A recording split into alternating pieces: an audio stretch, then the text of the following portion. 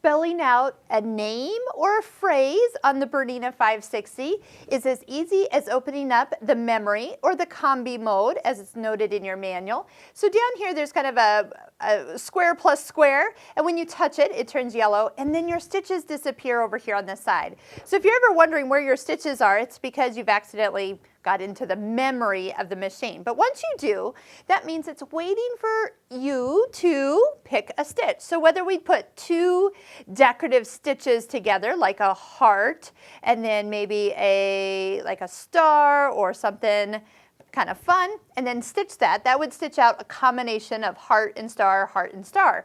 It will just toggle between it. If you want to save something, then we're going to come over here to the little smiling heart, and we want to save it. The third one down indicates a little saving feature, and go ahead and touch it. Now I already have one in here. I put in I heart you, but if I want to save this one, then I can just touch it and it has saved it. Let's try something with letters. If you touch the A alphabet, a little tab on the side, you will notice that you have 4 American alphabets, and I usually use the block. It's just very clean, it's easy to read. You do have upper and lower case to this alphabet. So if I wanted to put in my name, Sarah, S-A-R, and A, you'll notice how it comes out.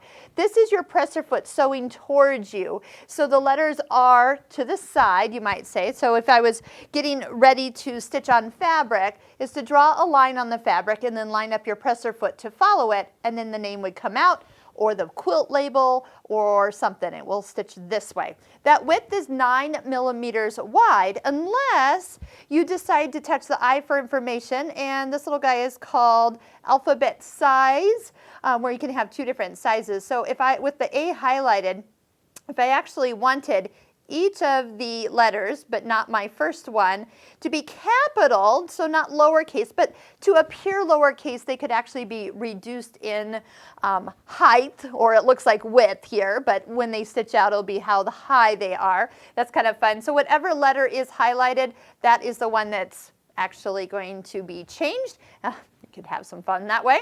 And once again, if I want to save this, I can touch the heart with the smiley face, touch the saving symbol, and then touch that one more time.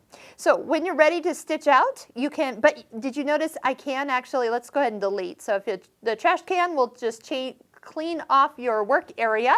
It doesn't delete what you've saved, but it does clear it off. So if I wanted to put in that I, and then the heart is actually stitch number 413. So if you happen to start to know your stitches, you can dial it in with the 0 to 9, put the heart in, or you can go to the decorative stitch and find it, and then come back to the alphabets, and then I heart you, or Happy Valentine's Day, or Merry Christmas. You can start to put in any of those. Speaking of more than one words, if you arrow down, you'll notice you'll get to numbers. And then after the 0, there is a space. So it's like an underscore. That's a dash, and you have other punctuation as well. But those are in there. You just have to scroll down to get to your spaces.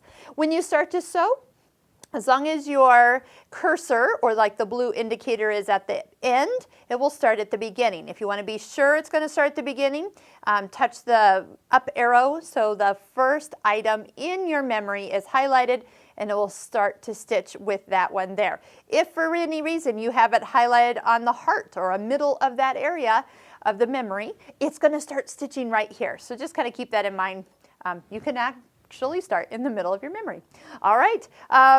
Also, too, if you go into your favorites here, the little heart, and you want to retrieve a memory, this one here with the 3 blue boxes is how we can pick from something we've saved. So if I want to pick out from my name, then it just retrieves that back in there.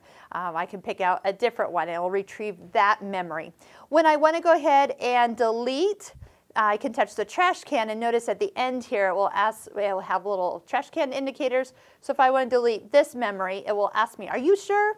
which I love, and then touch the green check mark, and then that one will be disappeared. So it's not hard to put things into memory, so a lot of times I don't even save a lot, maybe a couple things that I like to come back to, but that's about it. Just because you touch the trash can here does not mean you're clearing your memory, you're just clearing off kind of the work area, and you can come back with some other form of lettering styles here. So try out some of those other letters. They are kind of fun if you stitch out, oh, that one is not American, there we go. But the alphabets that are script as well as an open block. There are upper and lower case. And I think with this alphabet, nope, they have added the space in here, perfect.